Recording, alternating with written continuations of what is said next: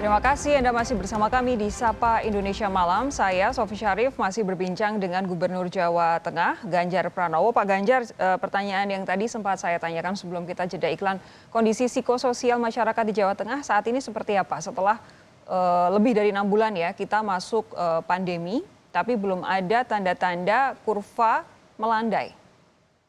Kalau psikososialnya saya melihat mereka sudah merasa jenuh ya. Mereka sudah merasa oke, saya pakai masker, tapi saya tetap jalan, saya tetap berusaha, saya tetap piknik, itu kondisi yang ada. Jadi dia sudah merasa bahwa ini semua sudah mendekati normal gitu ya. Itu kalau saya melihat, maka kenapa kita lakukan penegakan hukum, Mbak? Kenapa kita juga dibantu TNI Polri agar kita bisa menekan. Di samping, Mbak, achievement dari kabupaten kota bagus, karena mereka testingnya terus-terusan. Sehingga pasti kalau kita melihat angka, apalagi yang sifatnya akumulatif, pasti akan naik terus ya. Tapi beberapa achievementnya mulai bagus. Maka kemarin kita memang konsentrasi di kota Semarang ya. Terus kemudian juga di Kudus ya. Ini yang daerah-daerah perlu perhatian kita. Ada juga di Pati, Rembang, Jepara, ya. Sragen kemarin, Boyolali. Itu kita perhatikan khusus karena di sana ada tinggi. Kemarin yang di Boyolali umpama, ada klaster dari Panwas, Mbak. Ini banyak sekali dan tempatnya beda-beda begitu. Maka kalau ini tidak kita kendalikan kan bahaya. Maka saya kontak dari Bawaslu Provinsi apa kira-kira yang perlu saya bantu agar bisa mengamankan. Dan inilah yang menjadi pertimbangan-pertimbangan kita. Ayo pilkada semuanya data disubmit bisa nggak sih? Kemarin saya sampaikan rapat dengan KPU. Besok penentuan calon, nomor dan sebagainya udah deh nggak semua dari rumah aja lah. Ya. Itu penting gitu Mbak. Jadi ini suasana kebatinan yang di masyarakat seperti itu. Maka penegakan hukum lah Mbak sekarang yang kita jalankan untuk sekaligus mengedukasi ya. Pak Ganjar, kembali lagi ke kasus yang tadi kita bicarakan. Ini kan ada kaitannya dengan isolasi.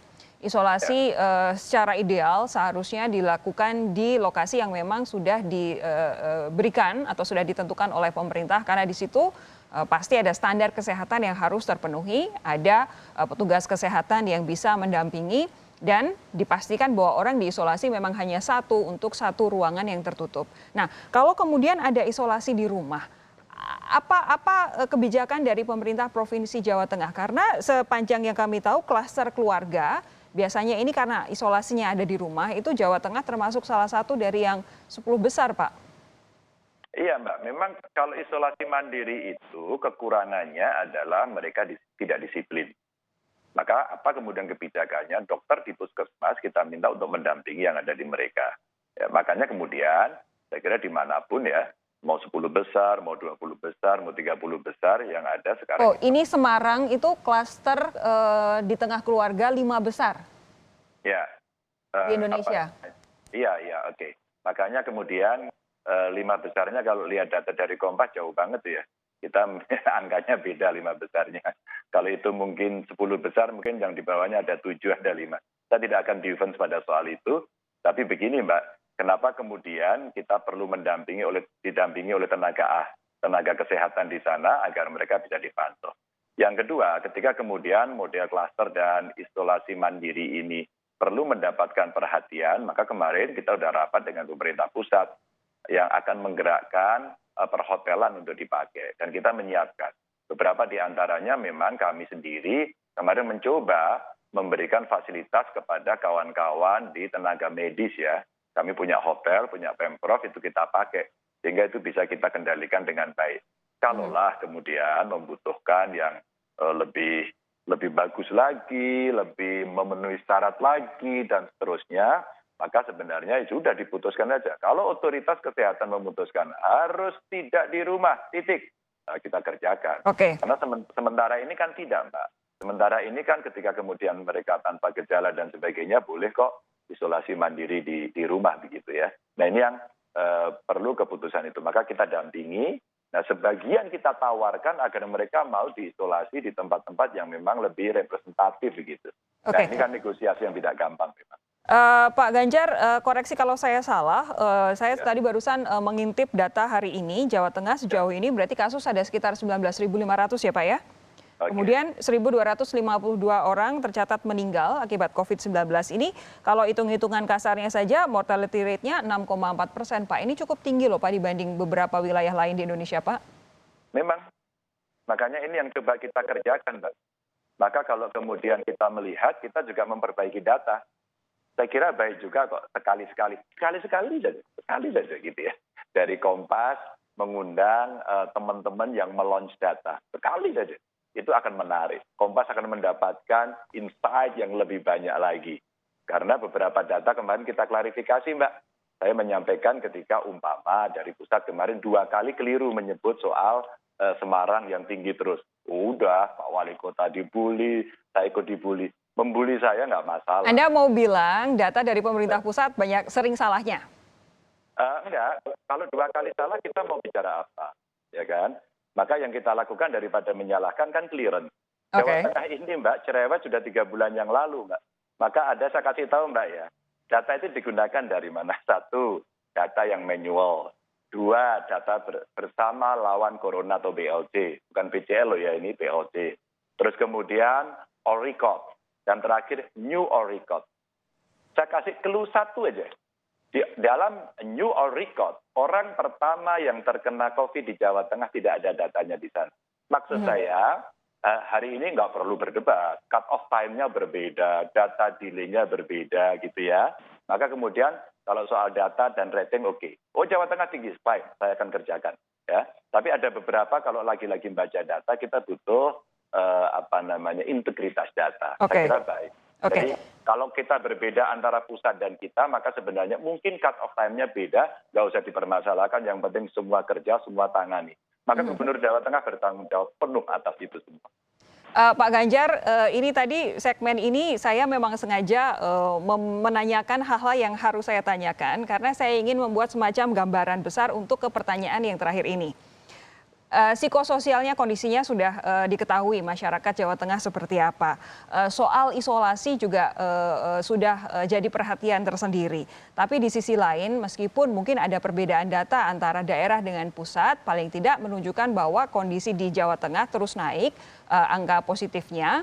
Di sisi lain angka yang meninggal juga cukup tinggi, entah mungkin persentasenya saja yang mungkin tidak sama. Tidakkah kemudian ini jadi pertimbangan untuk satu, menggenjot setinggi-tingginya angka tes untuk swab PCR dan barangkali apakah sudah dipikirkan juga untuk memperketat pembatasan sosial di Jawa Tengah, Pak Ganjar?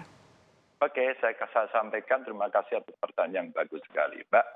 Sampai saya membuat tim. Tim pertama adalah mereka mesti mengevaluasi kinerja lab. Oke, kinerja lab yang kita evaluasi. Lab-lab kita ternyata belum bisa sampai 100% dari kapasitas. Ya, mereka bisa 80%, lumayan, alhamdulillah. Mulai naik dikit, digenjot kembali bisa 90%, bagus. Oke, genjot terus. Lalu saya menyampaikan pada teman-teman Bupati Wali Kota, genjot terus tesnya. Jangan takut citra. Petakan semuanya, tracing terus ya. Dan jangan takut kalau kita ini nanti, wah kok jadi banyak, enggak apa-apa. Sebab kalau Anda hanya ingin mencari performa, nggak usah tes saja. Nah, Mbak, tidak dites itu berbahaya. Maka kemudian achievement itu kita dorong sehingga kemudian naik tinggi. Akan lebih baik kita mengetahui seberapa banyak masyarakat yang sakit daripada kita terlambat. Terus kemudian kita petakan untuk tim yang sedang mengevaluasi kinerja rumah sakit, Mbak. Berapa yang meninggal karena COVID dan berapa yang meninggal dengan COVID. Ya. Oke. Nah, dengan cara itu, kemudian kita buat berapa yang komorbid. Oh, komorbidnya sama ternyata seluruh Indonesia, darah tinggi sama gula. Maka orang-orang ini kemudian kita cari, kita cek, terus kemudian kita coba isolasi. Ya, nanti ada yang ngeyel, ada yang macam-macam. Maka sebenarnya usaha penekanannya seperti itu. Lalu dilakukan operasi sejak tanggal 25 Agustus dengan berbagai aturan yang berbeda-beda. Dan hari diterjunkan kepolisian, TNI, untuk melakukan. Dan terakhir, kita sekarang membuat mikrozonasi, Mbak. Karena kemudian harus ada pengetatan. Kalau pengetatan umpama terjadi 1, 2 orang atau 10, 15 orang positif di kabupaten, maka seluruh kabupaten merah. Enggak, maaf, di Jawa Tengah tidak. Kami minta di beberapa daerah yang masih kuning, putih, hijau, silakan melakukan aktivitas terbatas, tapi yang kemudian orange merah kita perketat, dan itu kita lakukan dengan cara mikrozonasi. Ya memang kita lagi mencoba untuk melakukan ini, belum berjalan mulus-mulus amat, belum detail-detail amat, tapi upaya kita harus ada yang baru. Kebaruan penanganan inilah yang kita harapkan menjadi dinamika cara menghandle pandemi ini begitu. Jadi untuk Jawa Tengah lebih pendekatannya akan menggunakan mikrozonasi, bukan semacam PSBB begitu ya?